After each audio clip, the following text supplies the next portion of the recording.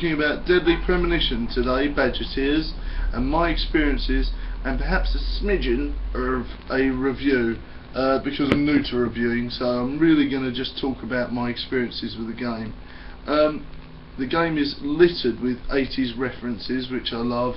Attack of the Killer Tomatoes, for one example, where he's talking to Zack, Agent York is talking to his friend about all the different films. It's just littered with all sorts of cool stuff I'm interested in, so I think it's great. The gameplay is great, especially when you're against the evil townsfolk / zombies. Of course, the control system's quite good, except for when you have to auto-aim. That's probably the one gripe of mine. You need about 10 fingers just to auto-aim. But the storyline's great, the action's great. Like, there's all sorts of weird stuff that goes on. One minute you're being chased by a hound of hell, the next minute you're going fishing and playing darts and shaving. It's just such an eclectic mix of random stuff. I'm going to try and stay away from spoilers, just in case you haven't played, but I am playing the director's cut, so it has been out a while, but I'm going to stay away from spoilers because this game deserves to be looked at fresh. When I played it, I didn't look at any trailers or anything, and I barely read up about it, and I think that's the best way, because it's such a weird eclectic mix.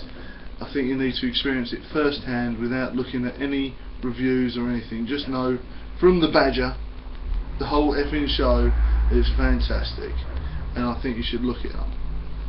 The design of the killer, the raincoat killer, is really cool.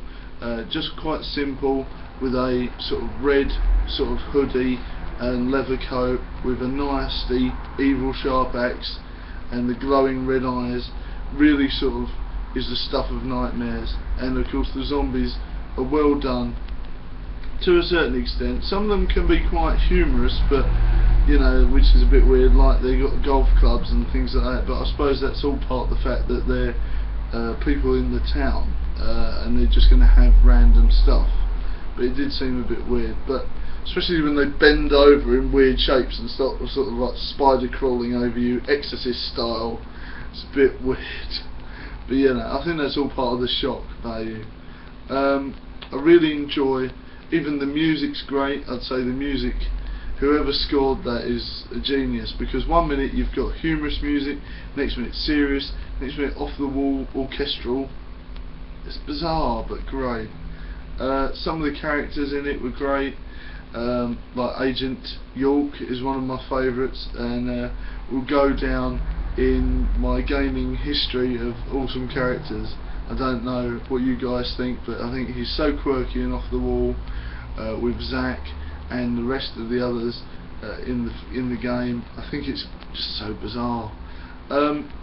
One thing I obviously do draw connections with is the Silent Hill series, Deadly Premonition and Alan Wake.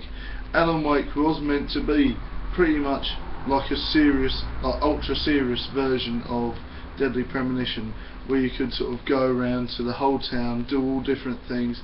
I think even though I like Alan Wake, it should have been like that. It really should have been able to go around doing what you wanted, and I think if Microsoft had spent a couple more years on it, I know it was delayed to hell, but just a couple more years and refined it a bit more, it would have been even better, because Alan Wake has got a fantastic storyline, so has Deadly Premonition, but I think Deadly Premonition just pits it for me, because you can have a bit more freedom and do exactly what you want. I completed the game in 17 in-game days. I've heard that you can do it in a lot more or a lot less depending on your speed of play. I did a couple of the extra missions here and there, the ones that were to do with the storyline, but mainly I avoided those because I just wanted to carry on with the story. I was so excited with the storyline. I wanted to see more and more. I wanted to find out who the killer was and find out all the different things to do with the mystery of Greenvale, which didn't disappoint. It was really awesome and wacky and a bit head scratchy, but it was really cool. I'm still trying to get around the storyline now. I'm having to look it up to make sure what I actually saw happened. So I do recommend you play it, or at least watch a let's play. Just look at it somehow. It's great. There's lots of different things to see and do, like the fishing, the darts, the smoking. You know, when did you last see a game that actually sort of encouraged smoking? It's really bizarre with the strong tobacco blend. Very strange. But I did enjoy the odd cup of coffee in the game, telling the future in the grinds. Sip. Rather weird experiences. But yeah, so much off the wall wacky stuff.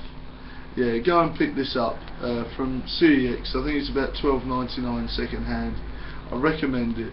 Just pick it up and play it for an afternoon even, and then trade it back in if you don't like it. Just experience that little world of weirdness. I recommend it. For more information, obviously visit the websites and things like that. I just thought I'd do a little off the cuff chat about it really. Nothing too serious. Because I'm just sort of starting to get into the reviews and things like that, so I'm just going to start off slightly chilled and then work my way up and be a bit more serious, a bit more looky into each time. Let me know what you guys thought of today's episode. As usual, like, subscribe and comment. It doesn't have to be positive all the time. You can give me some criticism if you like. In fact, I'd like it. Just let me know what you guys think of today's episode and how I can improve. Okay guys, peace out, and I'll see you soon. And remember, keep badgering on. Bye.